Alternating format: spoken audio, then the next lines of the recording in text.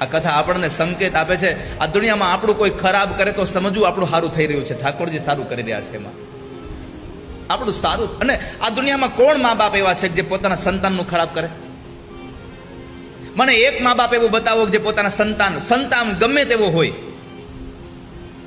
પણ છતાંય મા બાપ કોઈ દી એના પ્રત્યે ખરાબ વિચાર ન કરે. જો આપણા જન્મ દેનારા મા બાપ આપણા માટે ખરાબ વિચાર ન કરતા હોય, આપણું ખરાબ થવા ન દેતા હોય, તો આખા જગતને જન્મ દેનારો એ બાપ કેમ આપણું ખરાબ કહી શકે? આ સંસારને કેમ સંતાનોને દુઃખી કરી શકે? ક્યારેય દુઃખી ન થવા દે. એ તો આપણી ભાવના એવી છે કે ભગવાને આનું ફળ મને હાલું ન આપ્યું. જે આપ્યું છે એ સારું છે, જે આપ્યું છે બધું જ આપણા માટે સારું છે. આવું સમજીને પ્રભુનો સ્વીકાર કરી લો. સૌથી વધારે તો ભગવાને આપણને મનુષ્યનો અવતાર આપ્યો એ જ હારો આપ્યો છે. પછી તને માણસ થતા ન આવડે એમાં ભગવાન શું કરે?